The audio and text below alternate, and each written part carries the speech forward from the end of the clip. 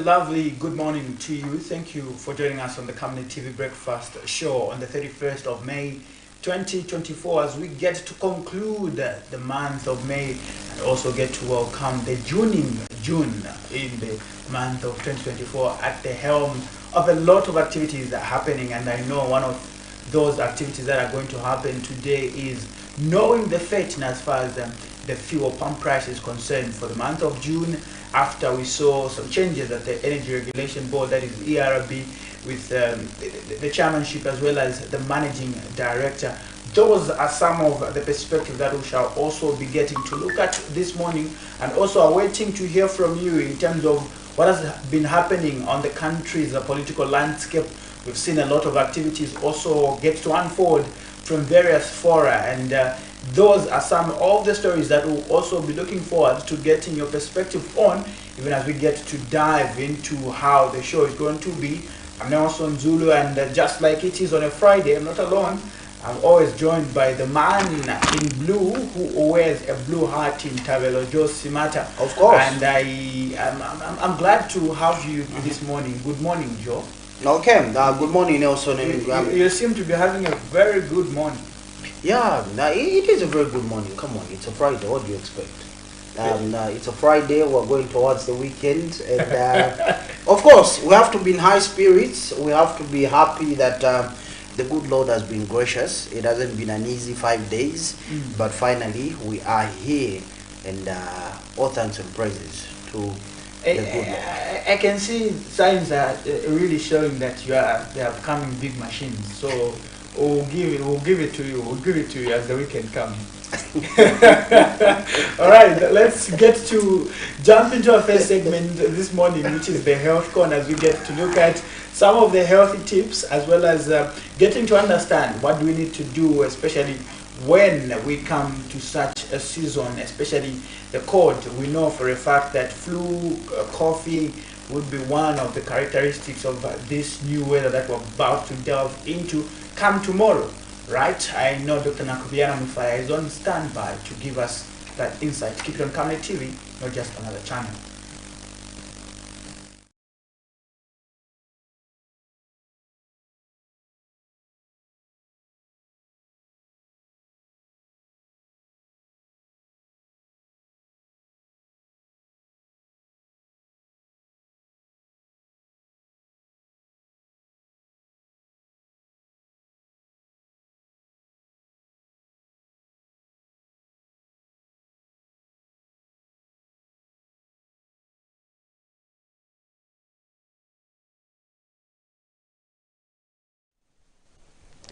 Hi, I'm Dr. Nakubiana Mufaya, and I'm glad that you could join us here on the Health Corner on the Breakfast Show. This week we have been talking about asthma, and we say that asthma is a chronic inflammatory disease that affects the airways and causes a hyperresponsiveness in the airways that comes about with an obstruction in the airways, and these patients would present with a wheezing sound when they are breathing, some chest tightness, shortness of breath, or difficulties in breathing, and sometimes they would have a cough. Then we also say that it's usually diagnosed clinically in the hospital, and that once a patient has been found to have asthma or to be in an asthmatic attack, there are medications that are used immediately to relieve them from those symptoms that they are having or experiencing. The other thing is that we talked about the triggers of asthma. We say that asthma can be triggered by many irritants in the environment, such as dust, such as pollen from the plants, and also pets can also trigger an asthmatic attack. So if you have pets that have fur, such as a dog or a cat, they can also trigger an asthmatic attack. Then we also say that people who work in certain areas where they are exposed to dust, they're exposed to paint, such as builders, painters, farmers, people who work in the mines can also get asthma. If not asthma, then they would also get any other respiratory diseases or chronic respiratory diseases that affect the lungs and the airways. So the other thing is that infections can also trigger asthma, and exposure to cold air, exposure to exercise can also trigger asthma. So how can you prevent asthma or prevent an asthmatic attack? Usually this is done by avoiding all these triggers that we have mentioned. So if you if you're somebody who stays in the house, then avoid having dust in your house. Make sure that you clean out all the dust, you sweep your house on a regular basis to avoid a lot of dust settling in. Make sure that you keep your pets outside. If you have any pets such as a dog or a cat, and make sure you keep them outside so that they don't put the fur on your furniture or on your surfaces in the house, and avoid getting these attacks. The other thing is that if you as we're going into the cold season, you can try to reduce the exposure to cold air. So if you're going outside, you can wear a mask that can help to prevent the cold air from getting through to your lungs or your chest easily. Exercise can trigger asthma, so try to reduce on your exercise. I know we talk about exercise being very important, but if you are somebody who is asthmatic, then you don't want to over exercise or do so much exercise.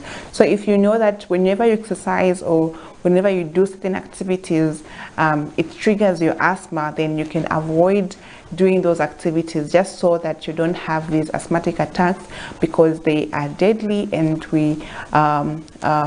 you might end up losing your life because of it. The other thing is that people who work in certain areas where they're exposed to irritants, they can try to wear a mask as well whenever they are working, so that they reduce the exposure to those irritants. So farmers, workers in certain factories, painters, builders, plumbers, people who work in the mines, they can try to wear a mask so that you reduce your exposure to these irritants or allergens in the environment. Then avoid getting so close to people who have respiratory infections such as having a flu, a cold, because these can easily trigger an asthmatic attack as well. So avoid getting infections from other people, from the environment. You can wear a mask when you're going out in the public, just so you can avoid having these infections and avoiding having an asthmatic attack. So these are ways that you can avoid having an asthmatic attack. For people who smoke, you can try to stop smoking. If that's your trigger and you know that it triggers your asthma, then make sure you avoid smoking or avoid people who are smoking, because even secondhand smoking can lead to having an asthmatic attack. I do hope you have learned something this week.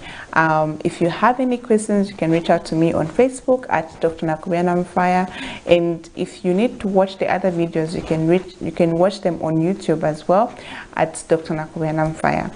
I'll see you again next time. Make sure you stay blessed and stay healthy.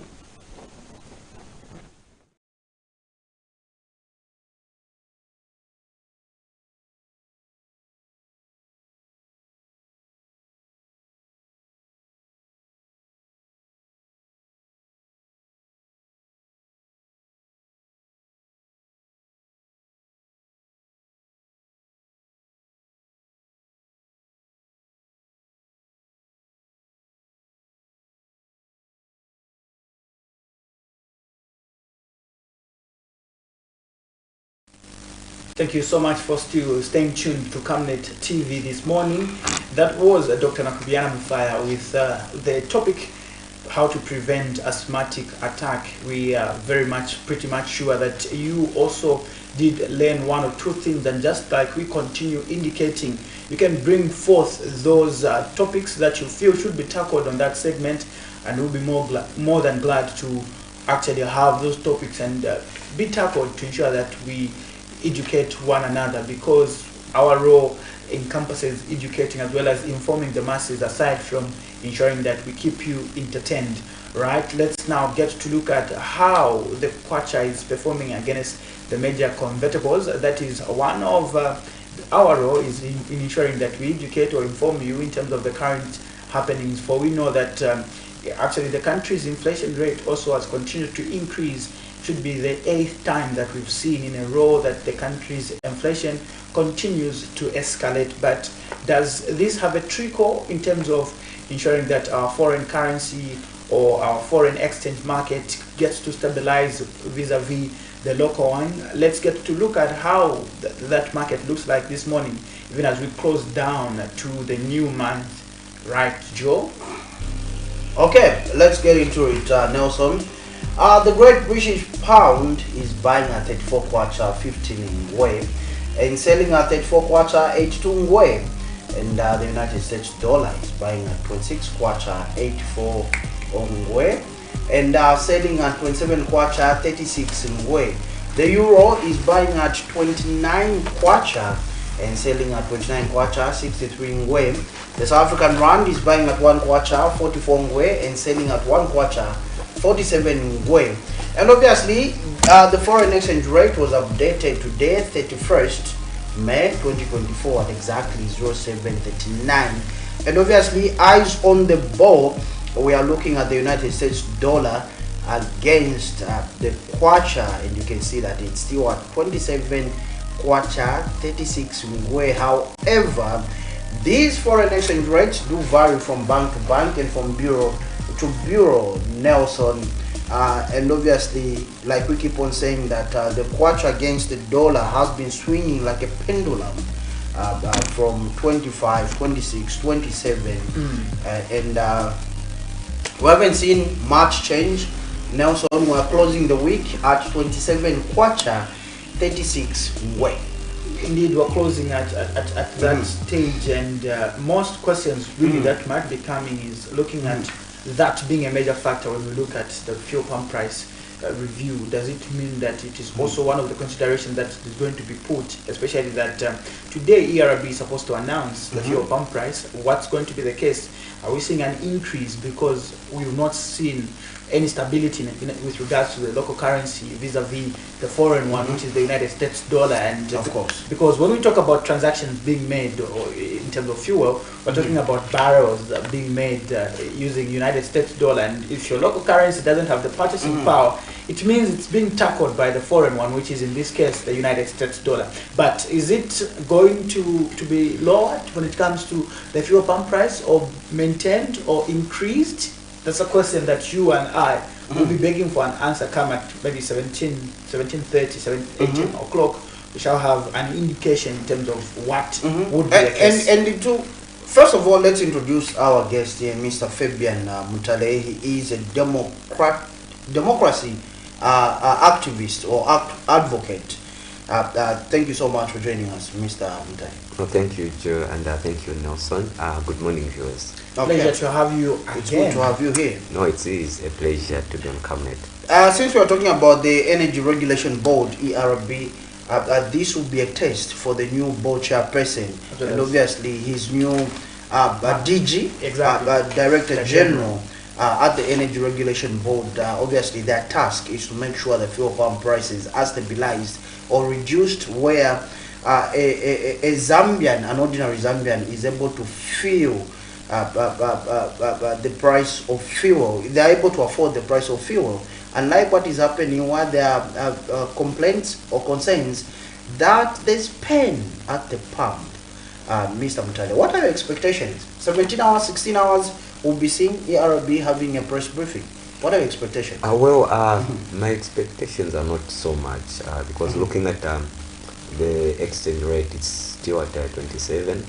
In reference to the exchange rate when the fuel prices were increased last month, there hasn't been so much change in terms of the exchange rate. And change of human resource at ERB, to me, won't to some extent immediately change the pump price, because factors affecting the fuel have nothing related to human resource. We are looking at the global prices.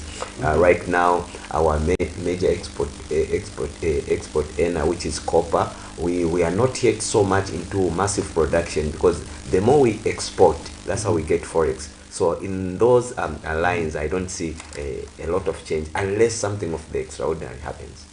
Okay, Mr. Mutade says something of extraordinary in nature happens. Yeah, absolutely. But let us not preempt what we expect from the Energy Regulation Board, Nelson. Let's take it to Livingstone and see what the president was saying during the commissioning. Or before we go to the president, yesterday, let me put you on the spotlight. Mr. Mutale, yesterday, this man was at the Drug Enforcement Commission offices. Absolutely. Yes. And now, number one, we have seen those that have been arrested in the names of civil rights activists, Brebna Changana, Member of Parliament, Munia Zulu. We have Maureen Mawonga, Member of Parliament from Mfuwe, Edith Nawakwi, FDD leader.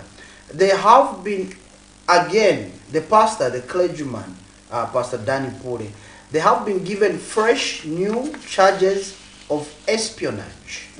Nelson, for an ordinary Zambian listening out there and watching, what do you understand when they say that, espionage? I know democracy activists here would like to weigh in as well, but tell us about espionage. Espionage, to some extent, is a very serious offense because it involves or relates to where you as a person or I as a person, but in this case the accused or the alleged persons being involved into trying to maybe provide information that may cause or is likely to cause unrest within the country, and also that also to some extent incites the peace that might be enjoyed at that particular time. And when we look at this offense recently, or maybe let me say in the past, it never used to be bondable or bailable, but in this regard it is bondable or bailable. We've seen the same happen with Dr. Fred Membe of the Socialist Party being bonded or given bail. We've also seen the same happening to Raphael Nakachinda in relation to the alleged interview they had purporting that there was a documentation, rather a documentary, yes, done by one of the journalists in our neighboring country, that is Zimbabwe. And so we await how these things are going to interplay, because one of the things that we also need to put into this into perspective is the fact that earlier these people that we're talking about were detained without being formally charged. So detaining and then arrested, that's when now we can bring in all the aspects of why are they not being given bail, why are they not given bond, because I've seen these arguments come up here and there. For you, Joe, if you are arrested, you have to be formally arrested. If you are detained, it's just the same as just being detained, but you've not been formally charged. Okay, yes. Fantastic. Mr. Mutale, let me come to you. A young man in Mandevu constituency, a young man in Kanyama constituency, in Baulen constituency, in Kabwe Central constituency, or Wacha constituency, or let's say Kabushi constituency, when they are arrested, they'll be there rotting in that cell for 6 months until their case is taken to a director of public prosecutions. They now eventually start going to court and the like. But with politicians, there's always this cry, no, give them bond, give them bail. And we are now seeing that the individuals that were arrested have been formally charged, right? Why do we see a situation where politicians get, quote unquote, special treatment when it comes to criminal matters? That has always been a very unfair precedence that we've set for ourselves as a country. And it is a challenge. For me, it's a challenge on the Human Rights Commission. Okay. They only seem to arise to the occasion when public figures are incarcerated for any reason. Their time to make themselves visible is when politicians, especially politicians, are arrested. Do they have an interest in politicians? Why is it that the Human Rights Commission only make headlines when it's anything to do with politics? You were talking about the youths that are languishing, some wrongly detained in prisons, even in prisons. They don't even know the next date they'll appear in court. They are just remanded. Where is the human rights?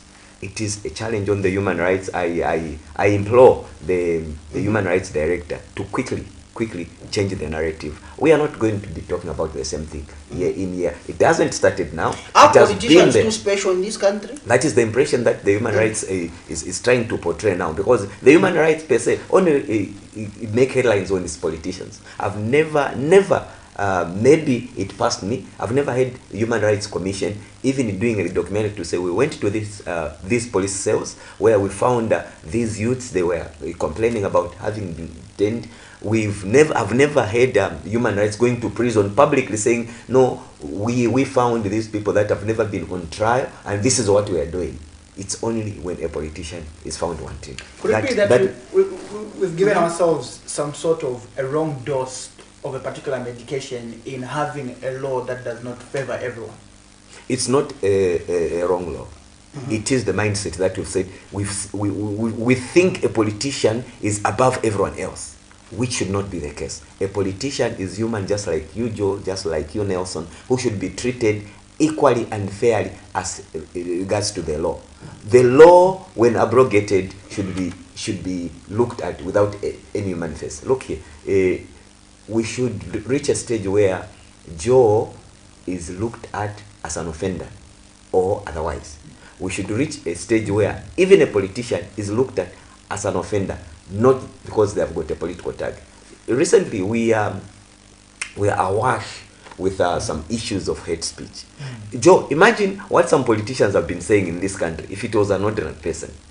Because immediately you attach a political connotation, you dilute everything. Once you politicize a matter which is even criminal in nature, you dilute everything. Politicians always want to seek sympathy. Joe, Nelson, this issue of ethnicity should not even be talked about in the 21st century. Look at what happened in Rwanda. Those of us that have taken time to read about the Rwandan genocide, it was about tribe. And this is what we are propagating in Zambia and allowing politicians to mislead us. Joe, I've gone to so many churches. I've been user-friendly when it comes to worship.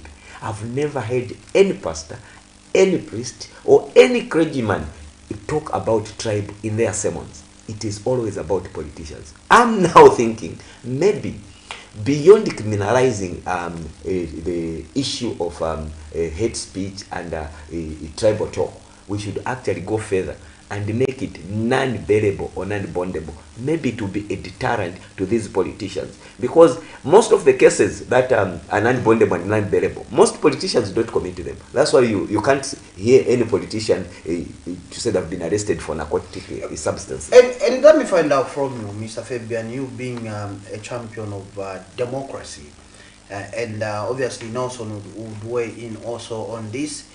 Why are politicians obsessed with going to jail, going to police cells, going to prison? Where is this obsession coming from? I heard one politician, most of them that I've mingled with, they say that's one of our qualifications for us to be a candidate for presidency. Look at former President Michael Sata, may so rest in peace. He was arrested. Look at former President Chuluba, may so rest in peace. He was arrested.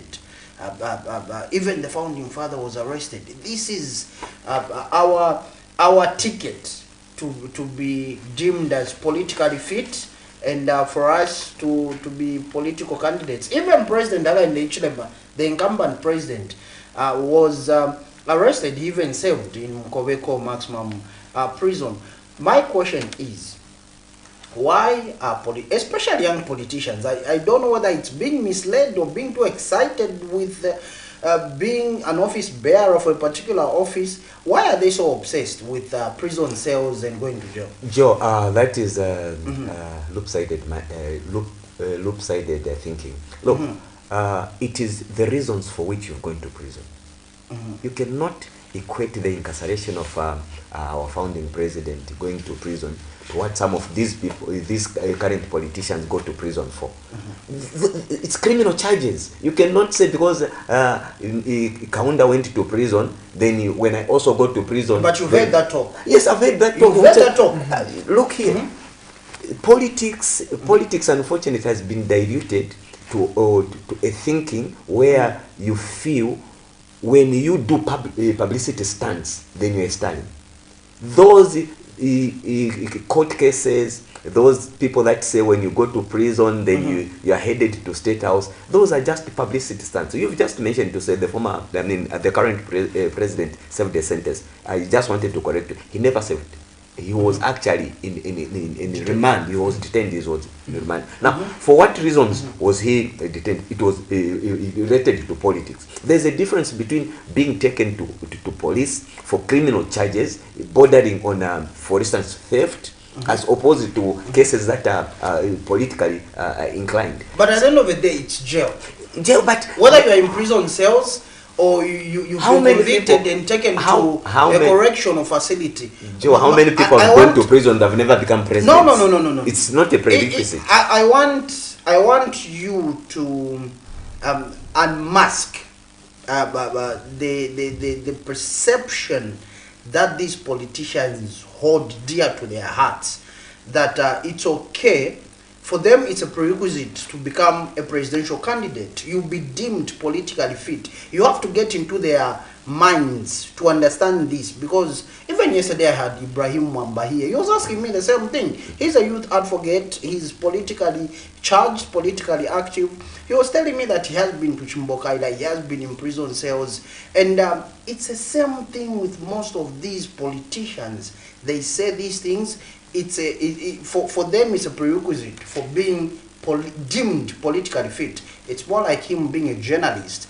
If he's attacked by cadres or beaten up by the police, will tell him to say you have been baptized.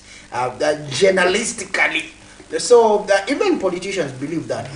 Well, it's misconceptions, and we're not going to go on misconceptions. Look, the prerequisite to you're saying that's warped thinking? Yes, it's warped thinking. The prerequisite to be a good leader are straightforward. You have to be people-centered. You have to drive the agenda of developing the nation, not going to prison.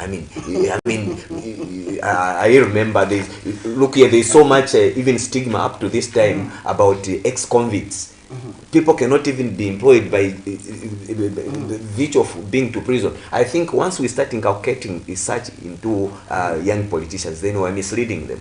It is not a prerequisite to become a good leader to go to prison. Let all young leaders realize to say, you just have to present yourself as a good person with good standing in society, not going to prison. Prison is prison per se is for offenders. So if you offend and you are taken to prison, that does not become a prerequisite to become president. Mr. Cheleshe has got a question for you. Mr. Cheleshe, good morning. Good morning, Majo.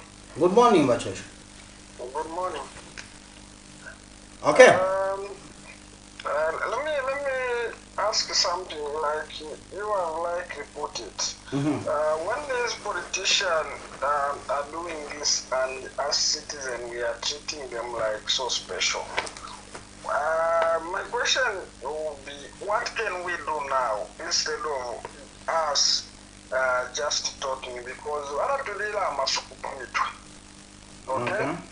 For sure, when you go around and check, even these politicians that are making names in being arrested, if you ask them to say, when did you visit cells or prisons without you committing an offense, so that you can see what people are going through, you find that an IMP is going for 5 years without even having that in mind to say, let me see how the cells are looking, whatever are looking, so that we can see how we can help these people. So for sure, we have treated them in a special way. That's why they do things like this. They commit an offense deliberately. Like Faction Secretary General Nakachinda said, I was given a privilege to go in the Chimbokaila and make branches for Uka. Imagine, is that where you need to go to prison? I heard yesterday in one of the papers, and they were saying the more the opposition leaders are being detained and arrested, the more President Hakainde Hichilema is exiting. So are we going to allow people commit a crime because we don't want President Hakainde Hichilema to exit, because when we arrest them, the police arrest them, they are gaining political mileage. That is wrong. In my view, we need as you conclude, congratulations. Hello? As you conclude. Yeah, so we advocated yesterday, we need to make these offenses non-bearable, non-bondable, so at least they have that fear to say, I cannot just commit an offense deliberately. I think that is the way it's going to help us, because we have treated them for sure like they are special and they are polluting the society. Thank you so much. Okay, thank you so much, congratulations. Nelson, should we go to Rumezi? Let's get to look at, before Mr. Mutale gets to comment, let's get to look at some of the stories also bordering on the same, where we saw in a dramatic turn of events, the Zambia police slapping Forum for Democracy and Development at FDD leader Edith Nawakwi, governance activist Brebna Changala, independent Lumezi member of parliament Munia Zulu, and Mfue member of parliament Maureen Mawonga, with additional charges of espionage. Deputy Police Spokesperson Danny Mwale did indicate that Christian Democratic Party leader, also Mr. Danny Pule, has been charged with proposing a tribal war. Mr. Mwale has also confirmed the new charges to us. Meanwhile, some residents of Lumezi district did take to the street to protest against their member of parliament, Munia Zulu, accusing him of promoting tribalism and hate speech aimed at dividing the country. The residents say the tribal and divisive statement by the lawmaker that do not represent the views of the people of Lumezi. Let's get to look at those clips, and then we'll be back on the other side as we get to continue and also get to have a response from our guest this morning, who is a democracy activist in Mr. Fabian Mutale. Keep it right here. Police have today, May 30th, 2024, given the suspects additional offenses of espionage and proposing tribal war. Honorable Munia Zuru, Maureen Mawonga, Edith Nawakwi, and Brebna Changala have all been charged and arrested for espionage, contrary to Section 3 of the State Security Act, Chapter 111. Police have also charged and arrested the two members of parliament, including Dr. Dan Pule, with the offense of proposing tribal war, contrary to Section 46, Chapter 87 of the laws of Zambia. The suspects remain in police custody waiting for court appearance. Abash! Abash! Regionalism! Abash! Abash! Abash! Abash! I would like to appeal to the Honorable Member of Parliament for Lumezi to tone down. Zambia is a sovereign nation. We are not going to allow, as Lumezi people, on behalf of Lumezi people, to divide the nation with impunity. We are a democratic nation, and the peace that is prevailing in the country under His Excellency the President, Mr. Hakainde Hichilema, this is the peace that Honorable Munia Zuru is enjoying. Except of what Munia has done, and Munia has never been here since from the time he won this, the election. As member of the parliament, he is supposed to come and conduct the meetings within the constituency. But instead of conducting the meetings to bring development, he's just there quarreling with the president, insulting the president, bringing division, bringing regionalism. This is what we don't want. Munia Zulu mwalifumira muno tinamuonepo chara mpaka kufika sono pachifukwa ichi wakukhumba kupatula mtundu yapo ise kuno tikukhumba ivicha wakumpusikani waka president ibwezaninge wakati kumkhumbani kuno Kulumezi constituency ine nguyo yapano tine headman Chiseka pa chief Zumwanda umo muri constituency yinu tavantu tose tili pamasinda kino Hakainde Hichilema.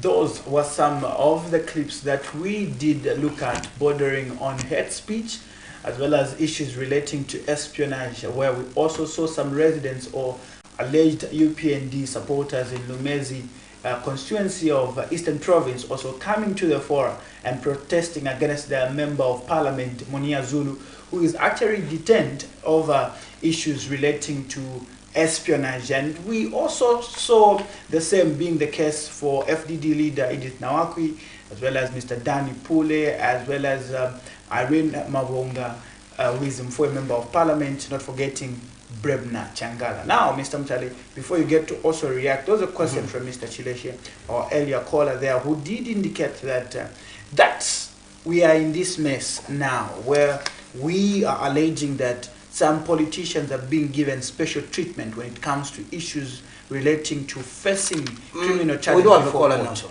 Let's get to pick up that call. Good morning. Hello. Good morning. Morning. Your name and where you're calling us from? Hello. Hello, your name and where you're calling us from? Yes, Samtonga. Okay. Mr. Mtonga, Hello. you're calling us from where, sir? I want to contribute for Okay, just kindly reduce volume on your TV set. Or just kindly move off from where you are. from within. We're having challenges. Mr. Mtonga, just kindly move off from where you are so that we are able to communicate. Okay, Mr. Mtonga, kindly call us back. We are unable to get you. Nelson? Yes, let me get to conclude.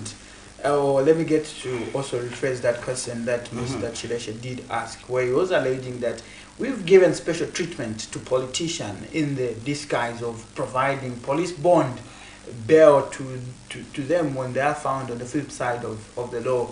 And we've seen that the same does not happen to an ordinary citizen. And the question that he did pose to you, Mr. Mtale, is now that we're in this mess, now that we're in this situation, what do we need to do for us to recorrect the situation and be at a pace where we shall say the law is blind? Politicians, unfortunately, ride on the gullibility of their followers. And they create that perception because we allow it as their followers. Look, we should not be sympathetic to people that even in our minds we know to say what they're doing is wrong. The moment we start detaching ourselves to wrongdoers, as cadres, as followers, then they will be isolated and they will realize that that which they're doing is wrong. But the problem we have is people always have followers, no matter how bad the thing they're doing. This issue of bonds and the bail being given to politicians, you know, it's now a challenge on the courts. I'll also address the courts. They should treat people fairly, whether they've got the money or not. When I talk about the money, I'm talking about legal representation. You know, the legal aid in Zambia, which is meant for those without money, is overburdened with their cases, and some of the people do not even access legal aid. So the courts should now be looking at individual cases and assign bail as such. The prosecutors are the ones that in most cases deny such applications on the basis that the suspects are freight risks. But there should be a better way to decongest the prisons also, because some of the suspects in these prisons are just making the prisons overloaded. The politicians, again, the money that they have amassed, which they use to defend themselves, can be used for good purposes by avoiding even going to court.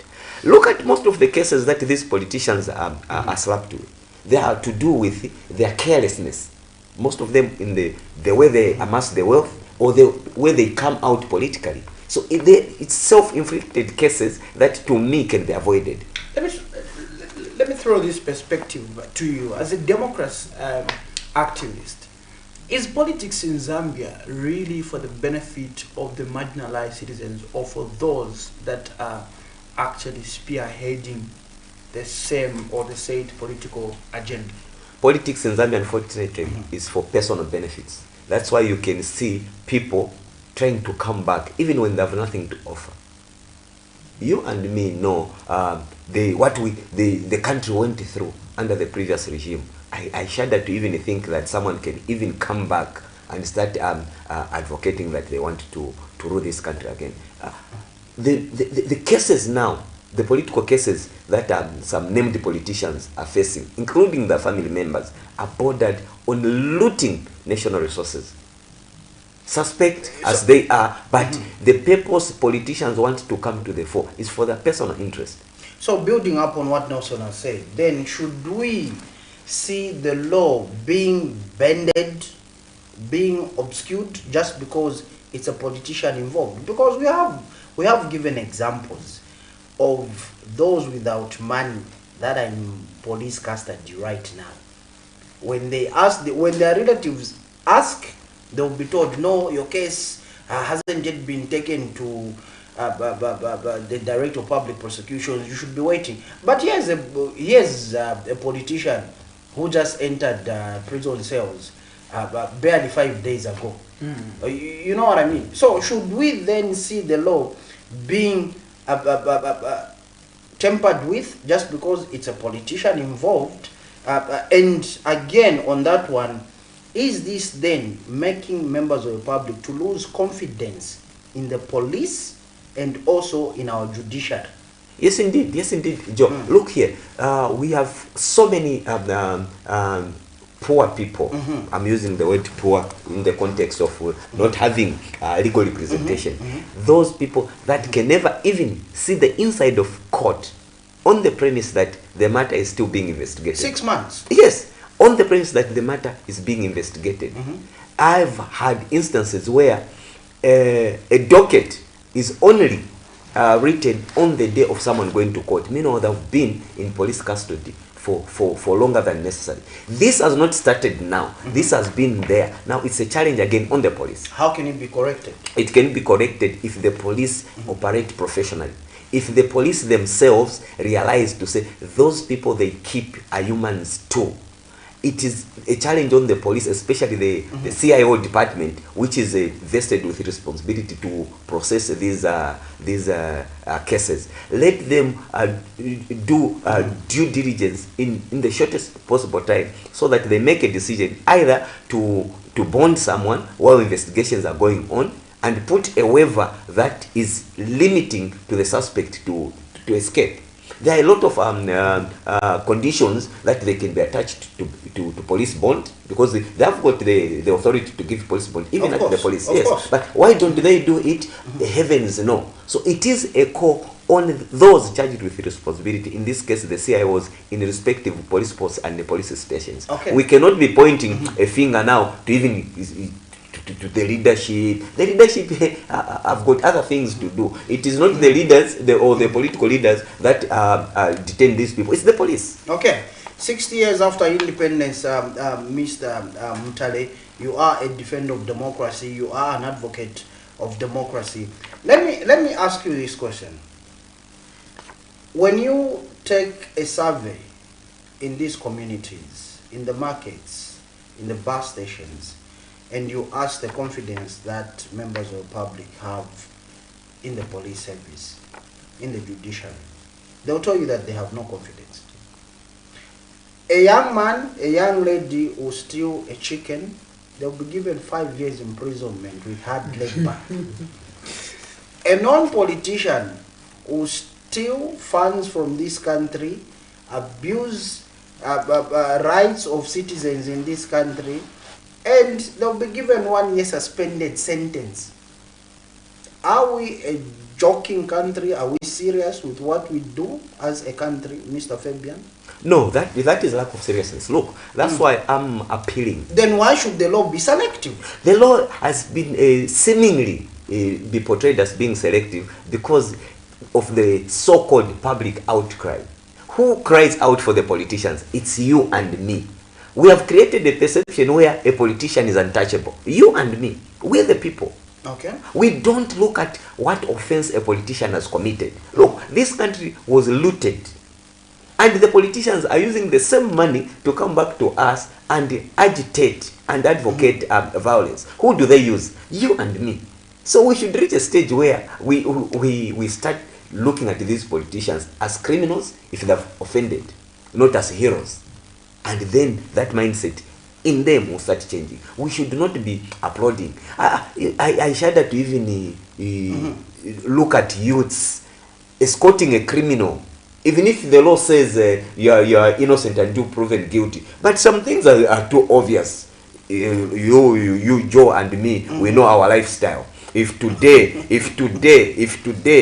from nowhere, without proper businesses, without even proper explanation, I have 1 billion in my account, certainly I should be questioned. Now, when I'm questioned for having more than necessary, that by standard I should have, then I should hire people to chant for me as a hero. No. So our mindsets change should come in play here. The politicians have been made like gods by ourselves. I want to see a day when politicians will go to court without escorts by cadres. I want to see a day politicians will go to any law enforcement agency without don't you think cadres. they take advantage, like for now, the high cost of living, youths that are unemployed? Yesterday, Nelson was at DEC offices, and we saw unruly youths trying to bring a culture that the president, the head of state, said there should be no cadarism. And I know the Lusaka district UPND leadership, what's his name again? I've forgotten his name. He issued a statement saying he wasn't aware of what was happening at DEC offices. However, we saw cadres yesterday. Whether they belong to the PF or they belong to the UPND, but we saw cadres insulting. That is the truth. That is the truth. We had the presence of cadres. They are alleging to be UPND cadres. They were putting on branded T-shirts as well as I don't know if they call them barrets. And what were the police doing? Nelson, I'll give my personal opinion to that one. I've been in politics before. For those that know me, I started my politics a very young man, 2001. So I've been in politics for 23 years, and for 23 years I've seen things. A perception is being created here. Look, that is why even the ruling government now should be careful. It's the leadership in the party functionaries should be very careful with certain statements they issue. The opposition will use certain statements to actually get at them. Look, the president has categorically said, whoever is found wanting in terms of cadarism, they are on their own. There's no UPND cadre in their wisdom that can just go like a lumpen on the street in that manner. The UPND National Media Director is calling. Mr. Nevers, good morning. Morning, sir. How are you? I'm fine. You are live on Camnet TV Breakfast. Thank you so much, my leader. Yes. Mr. Nevers, yesterday we saw alleged UPND cadres at the DEC premises where our roving reporter Nelson was, and he reported that these were alleging to be UPND and they were flashing UPND symbols. Bring us up to speed, sir. My leader, I will confirm that those are UPND members and the UPND youths. The truth of the matter is, those youths, the behavior they portrayed there is uncalled, and as a party we condemn the behavior that they exhibited. Okay. But the most important thing that you people should understand, and one thing you should know, is when a dog is provoked, the dog behaves as if it's a sick dog. Okay. So those boys are acting out of provocation, and we as leaders, we are against their behavior, and this is why this morning we are going to have a press briefing condemning the behavior they portrayed there. But you are confirming that they are youths? These are our youths.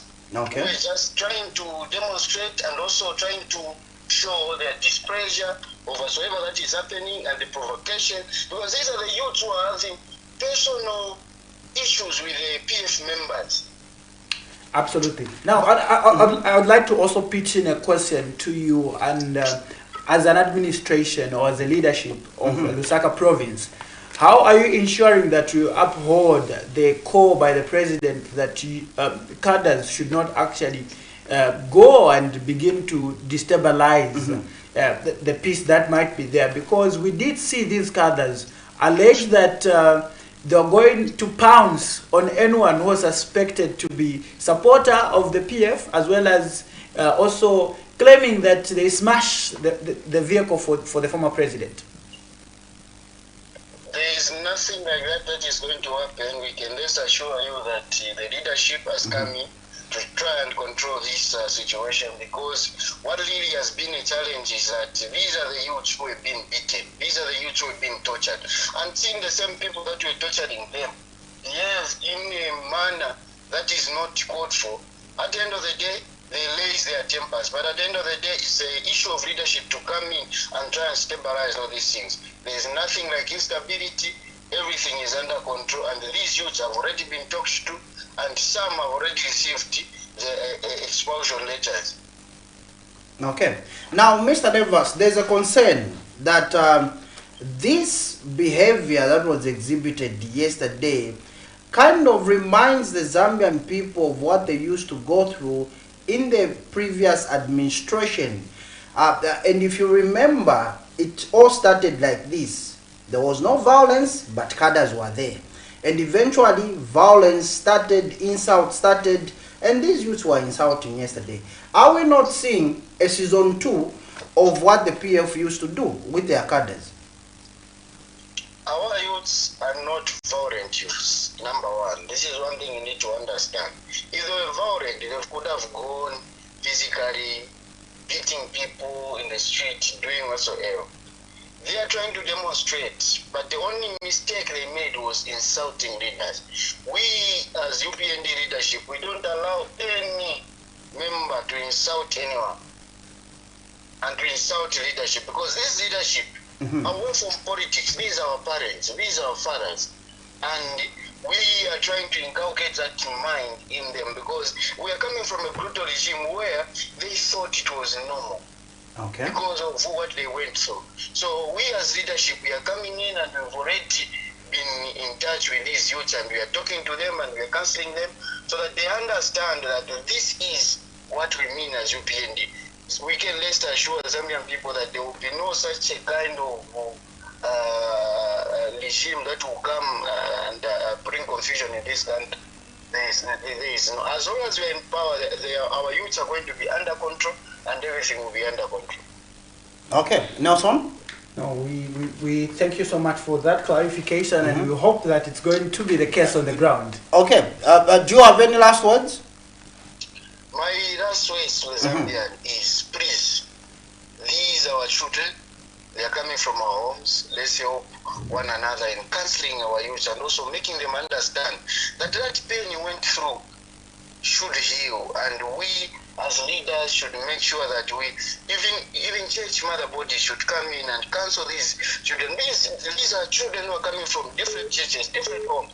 It's our responsibility to teach them the way of living, because at the end of the day, they will live with the heart of vengeance forever. But our responsibility is to make sure that we nurture them into good leaders of tomorrow and today. Okay. Okay, thank you so much, Mr. Danny Nevers. They are the National Media Director for the Governing United Party for National Development. Thank you so much, sir. Thank you. Okay. Okay, so there we have it. This is how it should be. You come through, you tell us your side of the story, and obviously the UPND have clarified through their National Media Director. We do have the caller. Hello, good morning. There we go. Good morning. Your name and where are you calling us? Good morning. Morning, thank you. Your name and where are you calling us from? Hello, good morning. How are you, Alan? Very well, thank you. How are you? I'm good. This is Tony from Osaka. All right, Mr. Tony, you can go ahead with your contribution this morning. Yes. I'm so happy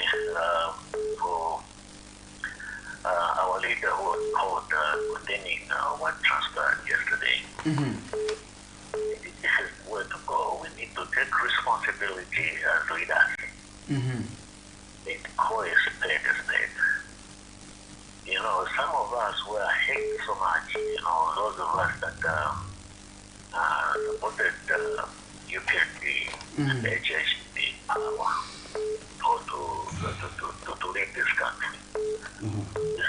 The things that we condemn to surface again within our party, it's very unfortunate.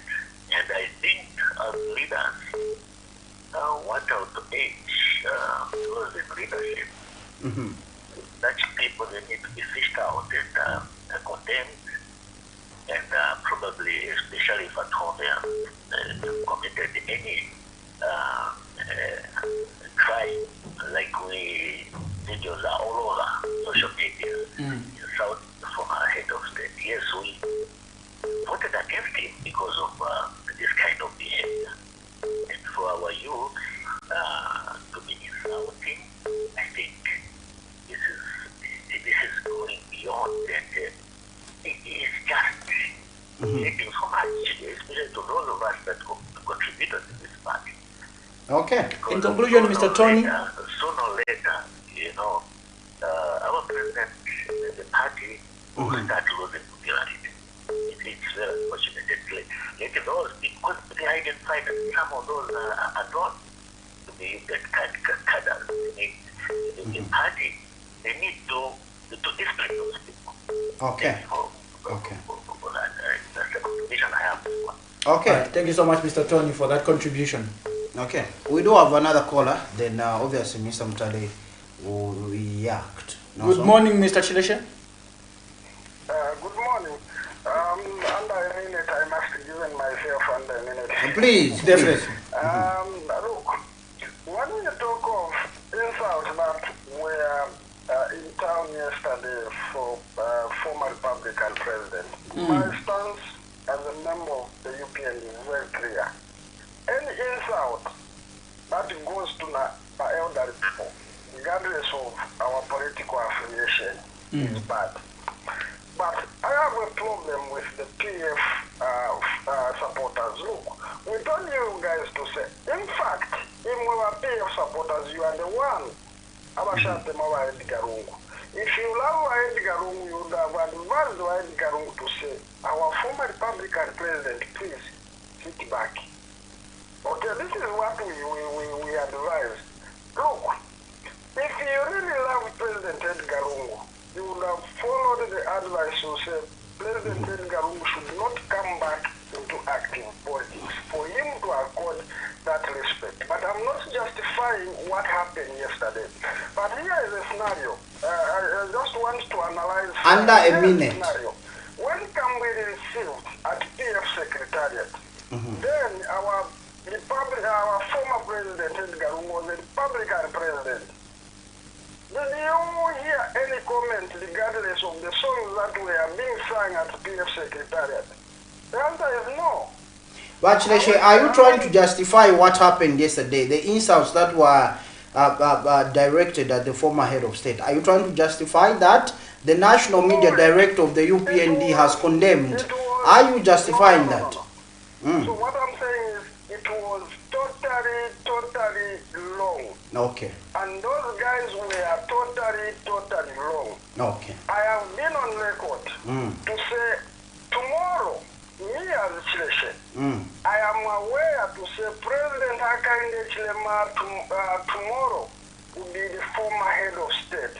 If I want respect for him tomorrow, I must respect those that were in government before us. That is the way it works. And Okay. this is what I was advocating even when President Edgar Lungu was president, to say let us not insult the president now, because tomorrow I am advocating for President Hakainde Hichilema to be a president tomorrow. What if the same people that are insulting now turn back and start insulting the sitting president? That is wrong. But what I was saying, leadership should come in play here. Okay? And And I'm just advising those that are in power today to say, when you see that, quickly come in and address that, because we don't want that to happen in the future. That's why I was making a reference to say, when Camnet was received, you heard the songs of insult at PF Secretariat. Okay. There was supposed to come in. Okay, to say, okay. So, Mr. Chileshe, you cannot usher this insult. your 1 minute is up. In fact, it was under a minute. You've taken 3 minutes. Okay. Oh, Thank you so much, Wachileshe. Okay. That's what happens when you give a politician a chance. They never know when to stop. Mr. Mutale, UPND National Director has come through, condemned. We have another citizen, Mr. Tony, from within Lusaka, coming through. And we have Wachileshe here. You have heard the sentiments. You know the concerns from the general public. Kindly weigh in. That is leadership. And this precedence that is being set by the UPND leadership should be emulated, where you take responsibility and castigate as well as take action over your cadres who are going overboard. We are not going to continue on the same trajectory where when your cadres do something wrong, you point a finger at the opposition to say, no, they were just masquerading. That is what we are acclimatized to, and that should come to an end. And it's good that the UPND have taken a responsibility. However, to the youths that were insulting the former president, with all his weaknesses as a former head of state in terms of governance, politics aside, I don't think it is right for anyone to insult him in that manner. Again, it is a challenge on individual politicians or individual cadres. Look here, the president has said you're on your own. Suppose those videos are taken, someone reports, because now there's a tie here. The opposition want to see what the police would do when someone who is seemingly aligned to UPND offends. So if someone reports those cadres and action is not taken, they are now putting a toe on the leadership or the UPND government to say they are only acting on the opposition leaders. So it's a challenge on you cadres now. Don't involve yourselves, because the president has said you are on your own. So I foresee some of those people going to prison. Let me find out. Nelson, you are on the ground. Some of the remarks that were being made by those cadres are, it's HH that removed me from police custody. I was detained unfairly. I was beaten by the PF. And now you are coming on the streets. You are doing ABCD. You could tell from their facial expressions that they're emotional. You could tell from their facial expressions that these have got genuine concerns. However, maybe the way you are addressing these concerns, it's not okay. But yes, you could tell that these are aggrieved people. Though there were some clips that were taken from different angles, but for some of us that had to witness firsthand, you could tell. Nelson, bring us up to speed for those that were not there, really. Yeah, we did see a number of UPND cadres, and most of them were youths that did come to first of all, they demanded that one Peter Chanda and the right Musoma should not be there, claiming that if they are going to be there, and then they are going to beat the duo, because they are the ones that were advising former President Edgar Lungu to return back to active politics, and alleging that the wounds are still fresh. Okay. That is where it started from. That's where it started from. That is where it started from. Alleging that the wounds were still fresh. As such, they didn't want anyone from the opposition to come through and offer solidarity to the former president, as he was escorting the wife as well as children and the nephew. So it started from there, and then later on we saw numbers now continue to increase, and then they continue increasing, not until they had to address the police officers to say, if those two they don't go, and then we shall also be here, because our concern really is that look, the man, they were alleging that the man that treated them badly was now coming to the political scene and trying to challenge the sitting president for presidency, which he, according to them, is not okay, and they wanted things to change. On top of that, now they went ahead after looking at it that the situation was not normalizing, and then the questioning took over 3 hours. They now started singing songs that were in form of insult to direct to the former president, and they sang in huge numbers, and then they kept on trooping from point A to point B. That's along the Ridgeway area there, from Rata up until the should be Zamcom Lodge somewhere there, and then just back and forth, just like that. That's how it was. But these cadres, they were peacefully, and they did indicate at some point to say, we don't want these that are advising the former president to come into active politics to be here. All we want is the journalists to be here, to capture, do their work. We don't want to beat them or what, but we want them to do their work. But all we don't want, it is these. And one of them also that time was there. I think it is Honorable Mangani, who's been part of government at some point, and Honorable Mangani there was actually helped by police officers to ensure that his safety was protected. The former Home Affairs Minister? Exactly, and the same was with Mr. Peterson and Wright Musoma, that were escorted by police officers for them to go where they had parked their vehicles and leave the place. That was the Drug Enforcement Commission. Okay. Mr. Mutare, Nelson has given us first-hand information of what really transpired yesterday. The UPND National Media Director has come through and said about the politicians themselves. It's more like they are poking into a fresh wound. And Nelson is saying, some of the cadres spoken to are saying, the wounds are still fresh. The National youth chairperson for the UPND, Mr. Gilbert Lisoniso, is on record to saying from the time that they formed government, they have been cancelling their cadres because of the traumatic events that they went through. And the cadres themselves, barely 24 hours, they are saying politicians are poking into our fresh wounds, and we are now coming here to tell them to stop and to register our displeasure. Comrade Joe, forget the insults. Forget the illegality of those UPND cadres marching to a place where they were not supposed to be. Let's put that aside. Let's now talk leadership. UPND has taken leadership by not distancing themselves from the cadres. They've said these are our cadres, and we shall take appropriate action. Let's show that. Now, let's look at where the anger is coming from. This is a president. This is a president that publicly said, these are my people, they put me here, in relation to cadres.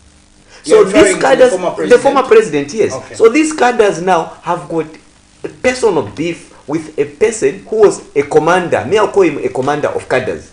Because he publicly acknowledged their presence and gave them authority. Joe, it is fact that every 10 people you ask on the street, including civil servants themselves, like, one of the reasons you voted out the PF, they'll talk about cadres. So the cadres, in doing it wrongly, venting their anger wrongly, but I think former President Edgar Chagwa is learning something from publicly embracing criminality. Edgar Lungu, in his presidency, embraced criminality. It is during Edgar Lungu that we had factions like the Green Delta, the Black Delta on the Copper Belt, the 100%, even the Americans, forces. The NATO forces. So such nonsense were happening under his charge. Such nonsense. Look here, that is why most of the people that are right in their mind, they can never support the coming back of Edgar Lungu. They can never. Only those that benefited from his criminality, only those cadres that you see around Edgar Lungu, some of them you see, they were commanders in Intercity, they were commanders in this side, they were commanders. There is no right person in their right frame of mind that is supporting Edgar Lungu, unless those who had personal benefits from criminality that was happening under PF. So to me, the wrong thing that the UPND cadres did, I don't support. The model they are using to vent their anger, I don't support. The best they can do, I advise those that are very aggrieved with cadreism, let them stay away from places where the police or law enforcers have called these politicians to give credence to the pronouncements of the president, so that he does not support such. What should the politicians do? Because I'm looking at a situation where the former head of state went into town without And underlying this, without police protection, he went into town to take a walk. Now imagine if these cadres, aggrieved as they were, that's what I'm saying. met him. He's putting himself in harm's way. The former president is putting himself in harm's way. He's a national treasure by virtue of his office as former head of state. He's greedy and selfishness to come back to politics. Who just put himself in harm's way. These cadres are like they exhibited yesterday. They are angered by his leadership. The best he can do is to stay away from certain activities that will push them to limits. So even when the police say you should get a permit to visit this individual, you should get a permit to get into town, or notify us, the police. Just that action, just that action yesterday. Imagine, just for once, imagine if the head of state in anywhere he was injured. Look at the international community. How are they going to come out on Zambia? This issue of gaining cheap publicity is not good for the former head of state. He's trying to gain cheap publicity, riding on the euphoria that people are complaining about the high cost of living, but it is a wrong model. He himself, some of the mess we are going through as a country were created by him, which to some extent, government is a going concern. What the UPND did good, for instance, they built schools. The UPND employed teachers. If they had not built schools, the UPND wouldn't have employed as much teachers. But his time, was with a lot of shortcomings. And one of the shortcomings is embracing cadres. The head of state should tame himself. I remember at some point, the former Minister of Home Affairs actually said, twakwita in Bemba, twakwita wapangire weko mlandu. Twakwita waisane chitinta ngombe. Are you referring to Honorable Stephen Kampion? Yes indeed. Twakwita wapangire weko mlandu waleiba weka. Twakwita ati isaku polisi kuno waisane chitinta ngombe. We are not going to allow that. What is good for the goose should be good for the gander. When a person is invited for purposes of investigations in their personal capacity, let them do that. If they want solidarity, let them go and do solidarity at their house. Let them go to their homes. Mr. Mtale, let's get to maybe to conclude on this note. I know time is not. Wait. There's Joseph Ngoma here. Joseph Ngoma. Wait, Nelson. He's saying, you guys, you don't have rights to say they can't allow him to come back. Do they own Zambia? Who gave them authority? Listen, guys, we are all Zambians. Let us not be greedy. You are the ones putting fire on things which is not existing. Joseph, to bring you up to speed, we are here to inform the public of what is happening. And obviously, those that feel can comment, like the UPND have come to clarify what happened yesterday, right? Nelson was there. He has come to clarify.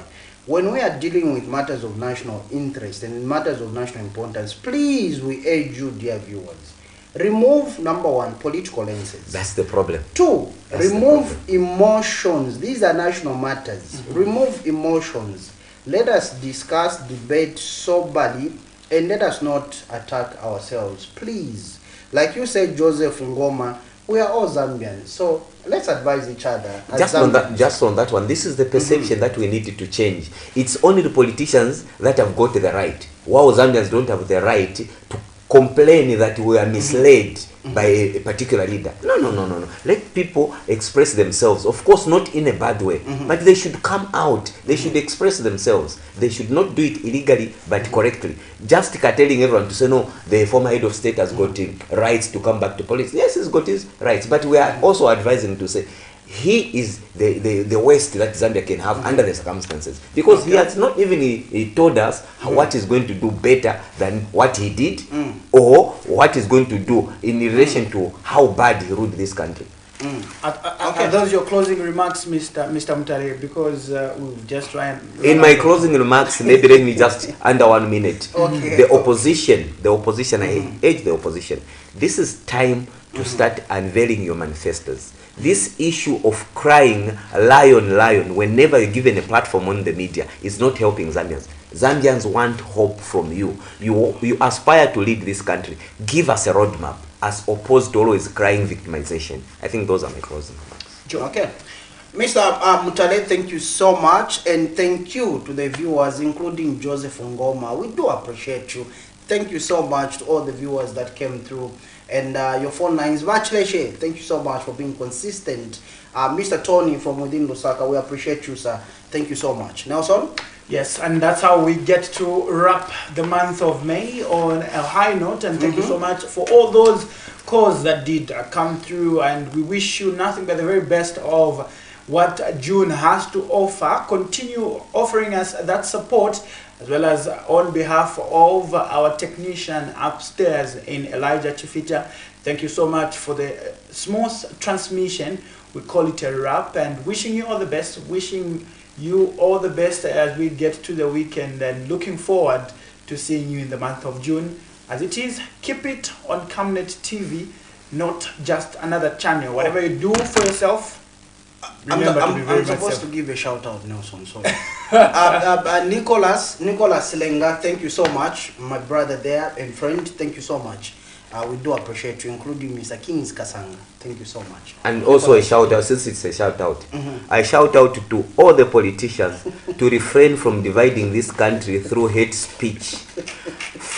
Freedom of expression does not guarantee freedom after expressing hate. Those are my closing remarks. Okay, on the last day of May.